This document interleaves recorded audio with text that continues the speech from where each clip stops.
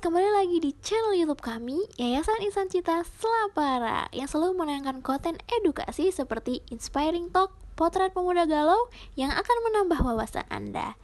Sebelum kita lanjut, jangan lupa subscribe, komen, like, dan share tentunya, oke? Assalamualaikum warahmatullahi wabarakatuh. Hello bro, kembali lagi bersama saya Bang Cuing di acara Inspiring Talk. Pada hari ini saya kedatangan tamu yang luar biasa, Mami Apeng Aldikara nama beken beliau. Tapi sebenarnya nama aslinya Lalu Saparudin Aldi. Ya. Betul Mi? Ya. Ya. Jadi beliau ini adalah tokoh aktivis pergerakan, mulai dari mahasiswa, mulai dari aktivis jalanan sampai menjadi aktivis berdasi. Jadi sekarang beliau ini menjadi aktivis berdasi. Saat ini posisi beliau di salah satu lembaga penyiaran publik yang ada di Nusa Tenggara Barat, kebanggaan masyarakat Lombok Timur, yaitu menjadi direktur penyiaran di Selaparang Televisi. Baik, selamat siang, Mi. Apa kabar? Ya. Assalamualaikum warahmatullahi wabarakatuh. Waalaikumsalam warahmatullahi wabarakatuh. Ya, ini kalau melihat jejak digital maupun jejak gerakan dari Mami Apeng ini sebenarnya adalah seorang pendobrak di level daerah maupun di level provinsi. Jadi kita kenal Mami Apeng ini mulai dari Jabda dulu ya, kemudian mendirikan Forum Peduli Lombok Timur, dan di saat awal-awal Facebook itu sangat viral. Forum Peduli Lombok Timur ini bahkan itu selalu menjadi referensi bagi rujukan narasi politik pada tahun-tahun 2010, 2013 sampai sekarang. Forum Peduli Lombok Timur itu masih eksis di Facebook. Nah, tapi sebelum kita ngobrol lebih jauh tentang aktivitas gerakan, kalau boleh kita diperkenalkan, Mami Apeng kelahirannya di mana? Terima kasih Pak Cuing. Ya. Saya sebenarnya usia saya sudah menjelang 51. Tapi kok kelihatan masih usia 30-an ya. Karena kita senang yang muda-muda gitu. Iya, keren. Keren. Saya kelahiran pada tahun 71. Tanggal 10 September tahun 1971 di Lenek. Saya dilahirkan dalam keluarga yang kita anggap bersahaja, biasa-biasa, tidak lahir dari orang kaya, Pak Cuy. Tetapi keluarga kami mendidik kami dari kecil kedisiplinan gitu. Orang tua saya adalah mungkin ada darah mengalir pada diri saya, karena orang tua saya dulu adalah PNS juru penerang gitu. Pada zaman Orde Baru di penerangan ya? Dia juru penerang gitu. Itu dia. Lalu saya sekolah di SD 2 Lenek, lalu masuk ke SMP 1 Aikmel. Karena pada waktu itu masih baru 2 SMP 1 Aikmel. SMP 1 Aikmel. Itu jalan kaki dulu ya? Di jalan kaki. Kita kemudian saya masuk ke Muhammadiyah, SMA Muhammadiyah. Di sana saya berkenalan dengan yang namanya organisasi di sana. Pada waktu itu yang mendidik saya tentang gimana sih organisasi gimana, itu adalah Dr. Andes Kiamudin yang dulu pernah menjadi Kadis Lombok Timur. Saya aktif di OSIS. Saya aktif di OSIS dan aktif di di Ikatan Pelajar Muhammadiyah. Karena pada waktu itu ada sejenis, kalau di HMI namanya LK1, basis trainingnya lah, itu namanya kalau tidak salah Darul Arkam namanya. Darul Arkam. Ya, itu dididik kita gimana tentang berorganisasi. Saya di waktu itu mungkin saya nggak terlalu tertarik sebenarnya, tapi pada waktu itu Pak Kiam mengatakan bahwa apa yang saya ajarkan kamu hari ini akan kamu dapat nanti ketika kamu besar ketika kamu remaja, ketika kamu pun dewasa nantinya. Itu yang saya camkan hari ini, gimana apa yang ditelurkan, diberikan tentang pendidikan keorganisasian. Dari sanalah kita ikut berorganisasi. Lalu saya kan seneng dulu yang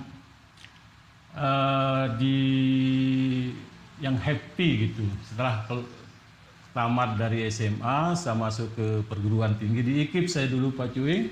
Oh, Di sana sebentar, lalu saya pindah ke Unawa pada waktu itu mengambil jurusan bahasa. di IKIP ngambil apa sehingga enggak betah? FPBS namanya. Fakultas Bahasa dan Seni. Oh, bahasa dan seni. Jadi memang dunia suka seni, makanya saya kenal Mami Apeng ini suka berpuisi. Nah, Dan itu yang saya. Biasanya orang yang darah seni. Tetapi pada waktu itu saya juga mengenal masuk di senat pada waktu itu, tapi tidak terlalu aktif saya pada waktu itu di kemahasiswaan. Nah, lalu pada semester 3 saya diajak oleh Pak Najmul Ahyar pada waktu itu. Satu kelas sama Pak Najmul. Enggak, saya ketemu di Unawa pada waktu itu, tapi dia saya sudah semester 4 kalau enggak salah. Kalau dikit 1 tahun saya baru bisa pindah. Lalu saya diajak masuk HMI sama Pak Najmul. Oh, pernah ber-HMI juga? Iya, Mami, pada ya? waktu itu masih kalau enggak salah ketuanya Sofian Asauri. Yang dari Pancor. Tapi dengan lettingnya dengan Pak Cuing saya jauh. Oh, jauh, sangat Jauh saya. Jadi senior Enggak, sekali. bukan, kalau Bapak kan LK2 kalau enggak salah, saya Oh, bukan iya, LK1. iya, iya. Kalau di ketantaraan tam-tama lah gitu kan. Itu sedikit sekelumit tentang organisasi yang saya geluti gitu. Walaupun pada akhirnya ketika Tapi sempat juga masuk di struktur komisariat dulu. Enggak, saya kan disuruh pada waktu itu, saya LK1-nya itu kan di Fakultas Hukum. Iya. Saya sendirian. Hanya saya disuruh pada waktu itu dibujuk-bujuk untuk membentuk komisariat di Unawa pada waktu itu, tapi tidak dikasih sama bagian rektorat. Oh, rektorat tidak kasih ya, buka komisariat ya. Nah, kemudian terus kita belajar di luar itu juga tentang organisasi Pak Cuing. Memang saya tidak terlalu berperan aktif kalau waktu di kampus, tapi walaupun mungkin tidak seinten kawan-kawan yang lain. Iya. Itu yang saya dapatkan. Setelah keluar dari kampus, kemudian aktivitas Mami Apeng terlibat di mana? Pada waktu itu saya tetap termasuk di gimana saya ngelihat kampung saya juga, di kampung saya balik ke kampung juga pada waktu itu. Pada waktu itu saya juga sempat ditunjuk menjadi Ketua Forum Taruna Kecamatan Aikmel pada waktu itu. Saya juga aktif di KNPI Kecamatan pada waktu itu. Nah, saya pun ketemu dengan istri saya juga dengan organisasi, makanya banyak yang mengisahkan saya di organisasi. Pada waktu itu kita baksos, kemudian istri saya adalah aktif di Himmah pada waktu itu. Hikmah pada waktu itu, Himmah ya, mahasiswa Nahdlatul Watan, dia sebagai bendahara. Waktu itu kita baksos, waktu itu diajak sama Najmul Ahyar.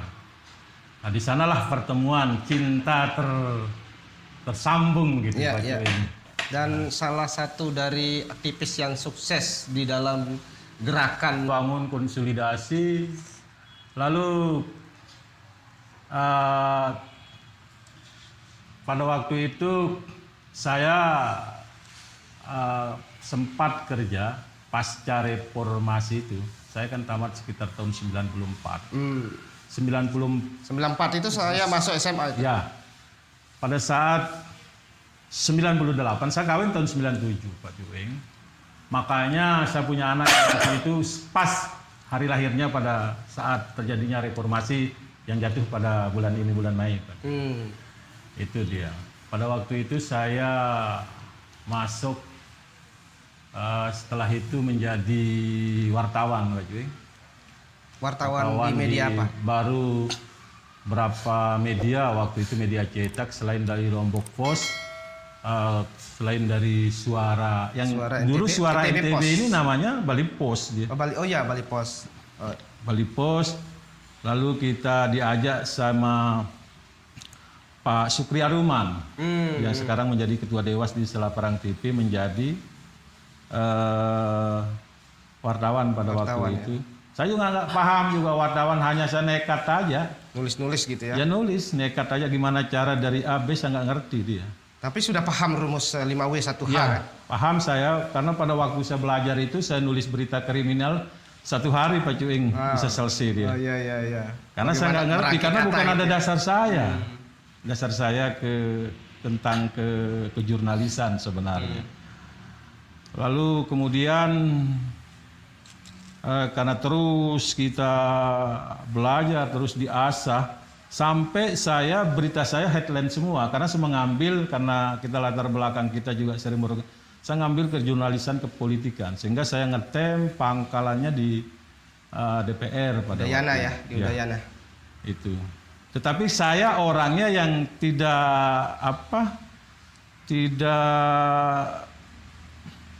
suka pada satu tempat gitu. Kalau saya sudah ilmunya saya dapat, saya pergi. Sehingga pada waktu itu saya membentuk koran pada waktu itu. Sempat buat koran juga. Ya, koran pada waktu itu namanya apa kalau tidak salah, Sembao Pos kalau tidak salah namanya. Itu saya bangun dengan kawan-kawan. Ya, Kawan-kawan dari walaupun Sumbawa. hidup hanya mungkin sebulan, tapi pernah membuat. Tapi juga semua orang kaget. Masa anak kamu kemarin sore yang tahu tentang jurnalis kok bisa membuat media? Dan gitu. masih ada hanya mesin ketik, tidak ada komputer. Belum, masih kita pakai komputer sih. Tapi kalau ngirim berita dari luar daerah masih pakai fax dia. Berarti zaman-zaman DOS ya, DOS. Iya. Zaman DOS. Kita saya kenal juga namanya terlalu paham. Kenal namanya Word ya, DOS. Tapi sebelum saya ke jurnalis dulu, saya pernah juga di LSM dulu Pak Cuing, tapi di pemberdayaan. Apa LSM apa itu? Kalau saya salah di PSP dulu. Oh, di PSP. PSP itu kan kembaran dari, tapi masih kita jadi anak buah itu Pak Cuing. Waktu itu masih kembarannya yayasannya Pak Ali Bede pada waktu. Oh iya. Waktu itu siapa yang dulu yang direkturnya yang pernah jadi DPR RI, Pak Mudahan. Oh, Pak Mudahan. Itu jadi ketuanya. Di sana saya belajar, termasuk saya ketemu dengan, di sana saya kenal dengan yang mantan ketua KPU NTB yang kemarin, lalu Ansori. Ansar itu saya kenal di sana. Termasuk saya kenal Pak Burhan namanya, Pak Burhan anggota DPR. Di sana banyak dia dikader menjadi politisi. Termasuk saya di sanalah saya berkenalan dengan Ali Bede pada waktu itu kan. Nah, karena kita diajak, kita kan tidak ngomong di Ali Bede, kita hanya ikut-ikutan gitu. Lalu saya pindah ke SPDM namanya, kerjasama dengan USAID di sana. Itu sekitar 2 tahun saya di sana. Masalah tentang kesehatan ibu dan anak. Itu dia Pak. Lalu kemudian kenapa sampai mendirikan Jabda? Jabda sebenarnya gini dia. Kalau Jabda itu kan kemarin sebenarnya dia lahir. Yeah. Saya kan pada waktu itu itu kemarin dia lahir sekitar sudah ada periode Pak Sukiman yang pertama. Supi Jilid 1 ya. Tetapi pada waktu itu saya banyak di Mataram, saya selalu masuk juga di DPD KNPI zamannya Winengan. Oh, zamannya Winengan ya. Bang Win. Iya, termasuk. Sambilan kopinya, Mi. Juga di Pemuda Pancasila waktu Pak Tamrin Rais jadi ketuanya. Sana kita aktif, banyak kenal dengan para pejabat, para petinggi NTB lah ya. Lalu saya sebagai salah satu membawa mandat untuk mendirikan Aliansi Masyarakat Adat Nusantara yang sampai sekarang eksis. Aman. Ya. Saya yang bawa salah satu yang membawa termasuk di Lombok Timur. Itu dia sedikit sekelumit tentang gimana saya profil aktivitas dunia aktivisme lah ya. Yang saya tahu dari Mami Apeng ini adalah kemampuan dari sisi agitasi dan propaganda. Bagaimana sebenarnya kita membangun agitasi dan propaganda ini sehingga kemudian bisa menjadi bisa diterima sama publik, agitasi dan propaganda yang kita lakukan itu. Sebenarnya kan propaganda ini kan maknanya sebenarnya penggiringan opini sebenarnya. Saya nggak tahu juga gimana saya bisa gitu kan. Apakah mungkin ada sebuah campuran darah di badan saya antara menjadi aktivis dengan wartawan gitu sebenarnya. Kan media itu adalah bagian sebenarnya sebagai paling depan untuk sebagai instrumen dari propaganda itu Pak Curing dia. Sehingga beberapa hal yang kita lakukan termasuk mungkin tidak terlalu tentang propaganda, tetapi mungkin ada hanya sedikit berani gitu. Yang terpenting keberanian berarti. Ya, keberanian. itu keberanian. Termasuk ketika kita meyakinkan pada waktu itu masyarakat tentang waktu kita pembubaran XKLP. Itu memang harus propaganda yang gimana kita tentang sebagai masyarakat yang harus hak kita sama gitu. Masa orang XKLP yang 10 kecamatan itu tidak sama dalam menikmati tentang masalah kelistrikan ini. Yang itu yang harus kita meyakinkan orang. Meyakinkan publik. Ya. Di sanalah perannya. Kan kalau dulu itu, kalau sekarang kan enak dia. Kalau kita sebagai alat kita terutama mempropaganda penggiringan opini lewat media sosial. Tapi kalau tempo dulu ya sifatnya manual. Manual bikin pamflet-pamflet. Iya, pamflet, gitu ya. Mendatangi masyarakat, gimana kita meyakinkan dia tentang apa hakikat dari sebuah perjuangan ini. Kalau sekarang enak, di rumah-rumah aja kita buat tulisan apa, bisa dia itu. Kalau era sekarang kan bikin story WA saja, orang sudah bisa membaca pikiran-pikiran kita. Ya, tetapi yang saya lihat ada sisi positifnya media sosial ini dari sisi ada positifnya, ada kelemahannya saya lihat dalam dunia pergerakan Pak Curing. Iya, iya. Karena saya melihat bahwa ketika sudah masifnya media sosial ini, kan jarang kita lihat sekarang legitasi dari non legitasi lewat pergerakan-pergerakan jalanan sekarang ini. Iya, jadi karena saya melihat media sosial ini sebenarnya merusak panggung jalanan sebenarnya dia. Karena apa? Karena sebagian dari para aktivis itu menuangkan unek-uneknya atau aspirasinya, apakah diterima apa enggak sama pemangku kebijakan, dia enggak mau tahu. Tetapi secara psikologis dia sudah tertuang, ditumpahkan, sehingga tidak ada gerakan jalanan seperti kita dulu. Itu dia, sehingga saya pikir ada sisi positifnya, ada sisi kelemahannya gitu dalam hal pergerakan. Ekspresi ekspresi dari seorang aktivis ketika melihat sesuatu yang bertentangan menurut nilai-nilai yang mereka pahami, sekarang ini sudah cukup terwakilkan oleh opini-opini yang dibangun di grup WA. Iya. Itu yang saya lihat. Ya memang itu memang kelebihannya. Memang kita tidak pungkiri kan. Termasuk beberapa di negara Eropa. Protesan sosial termasuk demo 2121. Itu juga yang di Jakarta kemarin. Itu juga efek dari media sosial memang. Artinya menjalar isu-isu itu, informasi ini, apakah dia real atau hoax misalnya, nggak penting masyarakat. Itu dia. Sehingga peranan media sosial juga pada saat ini juga cepat juga untuk mengkonsolidasi kekuatan masyarakat rakyat misalnya. Jadi era sekarang ini di samping disebut sebagai era 4.0, juga orang menyebutnya sebagai false truth. Yaitu di mana sulit kita membedakan mana yang benar dan mana yang salah. Bahkan orang dengan terang-terangan menyebarkan berita bohong, bahkan itu menjadi profesi. Menjadi profesi untuk menjadi cyber dari orang tertentu, untuk mempublish sesuatu yang selama ini dinilai benar oleh publik. Kemudian membuat sesuatu kebenaran baru yang padahal itu palsu. Nah, itu yang banyak yang terjadi dengan masifnya media sosial sekarang ini. Sehingga kebenaran itu menjadi kabur. Keahlian seseorang juga menjadi kabur. Jadi orang punya keahlian tertentu banyak diwakili oleh orang yang hanya sekedar tahu sekarang ini. Sehingga ya agak sulit lah kita membedakan mana yang memang ahli di bidangnya dan mana yang hanya sebatas tahu.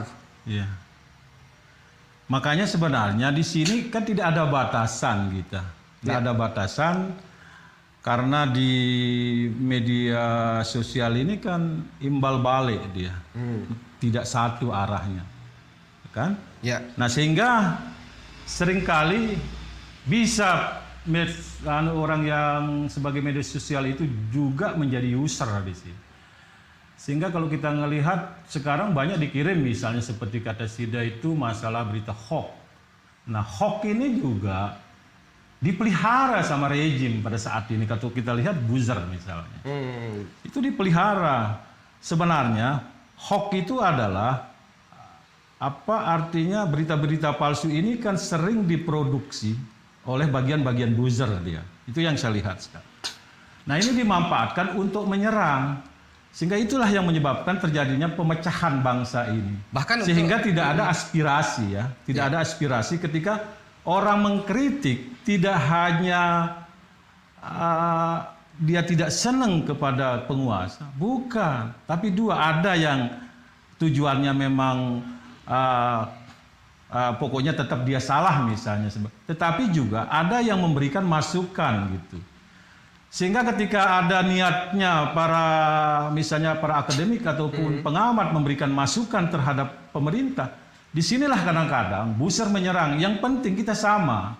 Pemerintah mengatakan A, kamu harus juga mengatakan A. Tidak boleh kamu berbeda.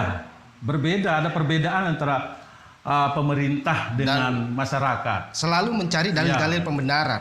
Sehingga di media sosial ini sekarang kalau saya ngelihat Pak Cuing, ada sekarang, kenapa sekarang tidak terlalu percaya orang juga terhadap media sosial ini. Kalau kita ngelihat bahwa sekarang ini karena dia sering memproduksi hoax, sehingga kembali posisi yang kemarin media ini media konvensional, baik media cetak, media TV, media radio, itu kan media konvensional. Itu dulunya awalnya tidak dipercaya dia sama masyarakat, tetapi karena di media sosial ini sering memproduksi hoax, berita-berita hoax, maka trust dari media konvensional itu sangat tinggi sekarang itu. Kepercayaan masyarakat terhadap berita-berita yang dikeluarkan oleh media-media yang saya katakan baik dari yang punya nama besar tapi itu sangat diyakini sama masyarakat gitu. Itu yang perkembangan media sosial. Artinya kan begini, ketika ada informasi atau pemberitaan yang dilatar belakangi oleh media sosial, kemudian belum masuk di media mainstream gitu ya, itu tingkat akurasi dan ketepatan serta kebenarannya masih memungkinkan untuk dipersoalkan. Jadi tingkat akurat dan faktual dari sebuah pemberitaan ketika dia sudah masuk di media mainstream, apa tidak begitu? Ya, mainstream, TV mainstream gitu. Ya memang begitu dia. Kalau kita lihat memang, makanya tadi saya katakan bahwa ini kan media sosial ini saban hari memproduksi hoax. Karena siapa yang melarang dia? Karena pengguna medsos itu langsung menjadi user, dia yang bisa menggunakan gitu. Sehingga sekarang dengan adanya aturan-aturan media sosial, terutama di Facebook, kan ada juga kita di banned, di macam-macam diperingatkan masalah. Kita sudah mulai ada pengetatan. Ada, tetapi belum, terutama gimana bahasa-bahasa yang yang kurang sesuai dengan etika ketimuran kita itu belum gitu yang saya lihat. Yang baru muncul itu adalah video-video yang Ya, masih video seronok. itu pun harus pihak yang punya konten harus melapor, baru dia bisa dilacak. Atau mungkin tidak saya ngerti juga apakah nanti dari narasi suaranya itu yang dipakai sebagai alat untuk menentukan apakah ini punya hak orang atau tidak, sehingga pengguna sosial dianggap melanggar apa namanya istilahnya di Facebook itu melanggar komunitas apa? Melanggar komunitas. Ya, standar komunitas. Ya. Pedoman komunitas ya. Ya, standar komunitas. Oke, tetapi saya kenal Mami Apeng ini sejak tahun 2009 itu sangat aktif sekali menggunakan Facebook. Sampai kemudian mendirikan sebuah forum yang dulu sangat aktif sekali sampai kemudian rutin setiap bulan mengadakan pertemuan darat. Makanya tadi sudah saya memang sedangnya coba-coba gitu. Saya senangnya coba-coba, saya masuk ke suatu tempat bekerja, tapi bukan berarti saya terus menjadi buruh, menjadi pekerja di sana. Tetapi apa yang saya dapatkan ketika saya berada di tempat itu harus dapat saya ilmunya gitu. Sehingga seperti yang saya katakan, orang saya baru kerja di LSM 1 tahun, sudah saya mendirikan LSM dulu di Lombok Timur itu. Ada kawan saya dari Mas Bagai sudah meninggal, Pak Saibuddin Zuhri, saya mendirikan. Karena membernya forum dialog itu makanya tertinggi. saya ceritakan akhirnya, lalu saya juga tadi sudah saya jelaskan, saya bekerja di media, saya buat media, termasuk juga di sini. Saya ngelihat, diajak saya dulu waktu itu satu grup Facebook di di yang adminnya Pak Tuan Guru yang di Narmada itu. Oh, Tuan Guru Armain. Armain pada waktu itu saya iseng-iseng buat. Lalu saya coba, salah satu yang meng-add banyak anggotanya itu salah satu wartawan Lombok Post, Anjas pada waktu. Saya kaget, nggak ngerti juga saya. Hanya terus lama-lama sehingga karena banyaknya anggota pada waktu itu Roma Hidayat sebagai panding yang mengajak Pak Cuing. Dia yang bayar, semua dia sebenarnya. Ini hanya untuk ngajak sebesarnya ajang silaturahmi sebenarnya kita. Sehingga tambah hari tambah banyak dia sampai hari ini kalau tidak salah sudah 50. Kalau kita banyak yang kita blokir mungkin sudah akan tembus pada angka 100.000 dia. Terutama menjelang pilkada biasanya banyak. Kalau dia ini kan saya dirikan sekitar tahun 2010. Saya baru 1 tahun. Kalau salah 6 bulan saya berFacebook pada waktu itu. Baru kan masih jarang orang berFacebook. Lalu saya membuat forum dialog Lombok Timur itu sehingga saya dikenal di Lombok Timur ini bukan saya sebagai aktivis sebenarnya, tetapi admin dari forum dialog Lombok Timur itu. Jadi termasuk saya juga mengenal Mami Apeng. Saya dikenal di sana karena memasukkan orang, tetapi banyak suka dukanya yang kita menjadi admin di sana. Menjelang pilkada banyak juga yang masuk akun-akun itu, lalu kita tidak sesuai dengan aturan yang kita bangun, misalnya anggota itu mengularkan ujar kebencian misalnya di sana, lalu kita hapus dia. Di sana kita seringkali dihujat, Pak Juing. Macam, tapi kita harus cuek gitu. Nah, disinilah kita memposisikan diri kita menjadi admin dialog itu sebagai orang yang netral gitu. Artinya walaupun kita sendiri sebagai admin dikritik, tapi kita harus netral. Tidak boleh kecuali seperti kata saya, aturan tadi itu dia sudah melanggar etika, ujaran kebencian, ya baru kita hapus dia. Itu pun kita masih memberikan toleransi, misalnya ada kan di Facebook itu harus di-off-kan misalnya beberapa hari misalnya. Laporan ke pihak kepolisian terkait dengan misalnya aduan dari anggota di forum dialog peduli Lombok Timur itu. Oh, sering. Sering ya? Sering itu, kalau tidak salah saya ingat itu sudah lebih dari 10 kali saya dipanggil. Bukan dipanggil dari sini, di Polda. Hadir. Biar ini kan menjadi pembelajaran. Ya, saya hadir pada waktu itu banyak sih, tapi kita hanya sebatas menyaksikan. Tapi sebenarnya kan pada waktu itu mungkin undang-undang IT mungkin tidak terlalu jauh untuk menyasar pengguna media sosial, sehingga tidak terlalu banyak Saya nggak tahu endingnya, cuma saya datang dipanggil, ditanya posisi sebagai admin gitu, termasuk waktu admin Sandi juga pernah juga ikut sama saya. Tapi pada waktu itu saya tidak mau hadir, karena terlalu banyak kita melayani. Gitu. Habis waktu hanya untuk Ya, ini itu ya. dia.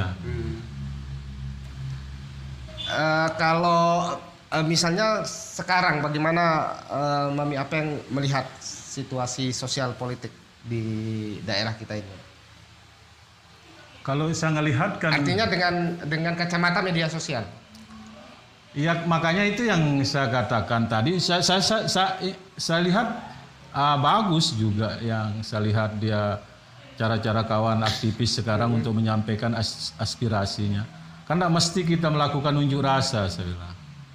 Tetapi dengan dia menyampaikan lewat podcast misalnya seperti ini atau diskusi-diskusi yang dikemas dengan misal memanggil beberapa narasumber lalu disampaikan lewat media sosial, kan itu lebih jauh, lebih mengena gitu menurut saya.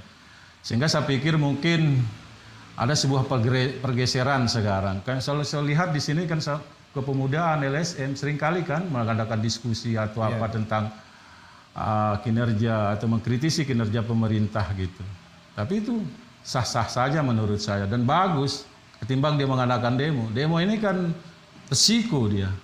Risiko pada yang memimpin demo juga kalau banyak bisa anarkis, risiko juga terhadap pemerintah nantinya juga. Misalnya seperti kita dulu zaman XKLP kan, saya dulu ujungnya seringkali anarkis.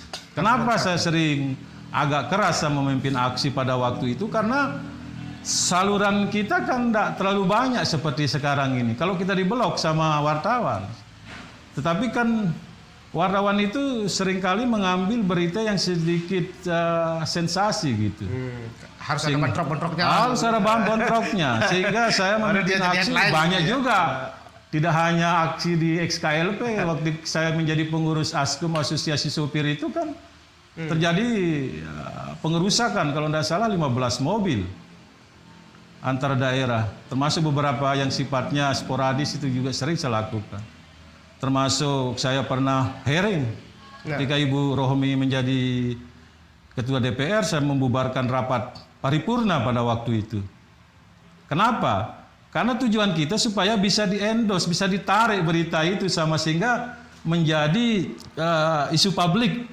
Hasil aspirasi yang kita sampaikan ke dewan. Kalau di dalam ilmu psikologi itu disebut sebagai manajemen impressing ya. Jadi bagaimana diri ini membangun sebuah kekuatan opini dan narasi sehingga diketahui oleh publik bahwa kita ini punya kemampuan kapasitas untuk melakukan agitasi dan propaganda termasuk pengorganisasian. Nah, tetapi saya ingin menggali lebih jauh ini karena tidak semua orang bisa melakukan proses pengorganisasian, meyakinkan banyak orang terkait dengan isu atau tema yang akan kita coba pressure. Nah, ilmunya bagaimana sih ilmunya sehingga kita bisa melakukan sebuah proses pengorganisasian di masyarakat? Karena mengorganisasikan masyarakat ini saya kira lebih sulit daripada mengorganisasikan mahasiswa. Sebenarnya kan tergantung, sulit juga kita melakukan pengorganisasian untuk yang sifatnya pergerakan. Makanya paling senang kita melakukan mengorganisir masyarakat itu ketika masyarakat itu merasa terzalimi sama kekuasaan gitu. Atau hal-hal ketika dia menuntut haknya lalu tidak ada saluran, tidak ada teman untuk memperjuangkan haknya misalnya. Maka di sana kita hadir gitu. Sehingga seringkali saya hadir pada waktu itu ya yang seperti masyarakat yang memang betul-betul butuhkan advokasi yang harus kita dampingi. Saya jarang melakukan pergerakan atau demo yang sifatnya menyangkut masalah korupsi misalnya. Karena dua kemungkinan kalau kita demo masalah korupsi, kalau kita lemah dikatakan kita dibayar. Kalau kita terlalu kenceng juga kita dikatakan dibayar. Itu yang saya lihat, sehingga saya juga tidak terlalu tertarik pada waktu itu, tapi lebih kepada kepentingan orang banyak yang kepentingan hak publik lah gitu. Ya, itu yang saya lihat. Tetapi kalau kita seperti katanya Pak Juing, kalau ada masyarakat itu tidak hak-haknya atau keinginannya atau tidak terzalimi, agak sulit kita mengorganisir.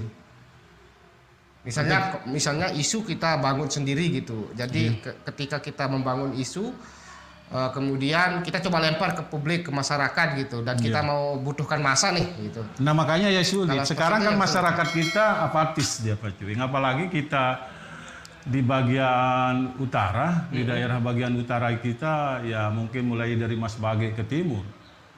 Itu kan apatis masyarakat kita. Mungkin saya dengan Pak Cuing ini dianggap aneh menjadi aktivis gitu. Karena memang kita dimanjakan oleh alam sebenarnya kita keluar sepoi-sepoi, ada lautan, ada pegunungan, gitu. Sehingga sulit kita sebenarnya, sehingga dia pagi harus bekerja itu sulit kita sebenarnya. Ya. Sehingga betul-betul kita harus melihat seperti waktu ini kan, tetapi harus diingat bagian utara ini kan banyak juga pergerakan massa besar yang dilakukan oleh bagian utara. Kenapa saya fokus berbicara tentang bagian utara? Karena memang asal saya yang saya tahu secara fisiologi masyarakatnya di sana gitu. Termasuk ikut menjadi pendiri ini, apa namanya, yang terbaru, gerakan Gemas Lapar. Sebenarnya ini kan sebenarnya Gemas kita hanya diajak sebenarnya. Mungkin karena kita dianggap tua, walaupun memang yang mengajak kita lebih pintar dari kita, ya kita ikut aja. Sebenarnya tujuannya sama dia, gimana dia ada kesetaraan sebenarnya Gemas Laparang ini. Tapi kan sudah tahu sekarang Iya, sudah mulai meredup awal-awal gitu. Kok kencang sekali gitu. Tapi tidak seperti waktu saya, seperti katanya Pak Cuing, saya mendirikan jaringan aktivis peduli daerah. Sebenarnya saya keiseng-isengan aja mendirikan ini juga Pak Cuing, jaringan aktivis peduli daerah ini. Ketika saya samaan dengan pendiri HMI di Lombok Timur sama Apri Kusuma pada waktu itu ya. Gimana kalau kita mendirikan ginian? Oh ya, saya bilang. Walaupun organisasi itu sampai hari ini tidak punya akte notaris. Tidak punya. Ya. Karena kita anggap sebagai alat kita untuk menyerang sebagai kapal serang aja pada waktu itu. Nah, pada waktu asalnya kita mendirikan jaringan aktivis peduli daerah itu lebih karena ketidaksetujuan kita lahirnya Kabupaten Lombok Selatan pada waktu itu. Jadi lahir dari ketidaksetujuan untuk membentuk otonomi baru Kabupaten Lombok Selatan pada waktu itu. Sehingga pada waktu itu inilah wadah yang kita pakai untuk mendorong sebenarnya bagian utara. Karena saya lihat mungkin lebih utara siap gitu. Dari sisi geografis, tetapi kan dari sisi potensi, pada waktu itu, waktu awalnya itu kan mungkin secara dukungan lebih condong pemerintah pada pembentukan Kabupaten Lombok Selatan gitu. Itu sebenarnya lahir. Tapi kalau di masanya Pak Ali itu justru dia lebih tertarik untuk merubah tata kota ini menjadi kabupaten, jadi kota madya. Bukannya dia tidak setuju, sebenarnya kan pembentukan Kabupaten Lombok Selatan itu kan tidak ada kajian secara sosial budaya. Dia kan hanya menambah mata angin yang belum terisi kalau saya lihat dulu. Misalnya di Lombok Utara, di KLU dikatakan dia Dayan Gunung itu utara, lalu ini kan belum ada salah satu mata angin yang belum terisi di Gua Selatan. Tetapi kan bisa dia menggunakan nama lain yang bisa, maksud saya bagian utara misalnya seperti Sikur, Trara bisa menerima nama lain, bisa menggunakan nama lain. Lombok Timur ini kan tidak ansih nama Lombok Timur. Iya. Kalau kita lihat dari sisi budaya, di sisi budayanya itu historisnya kan, kalau tidak salah, apakah Lombok Timur itu dulu namanya Sasak Adi atau Lombok Mira? Kan salah satu ini yang diambil, sehingga bisa menyatukan bagian utara.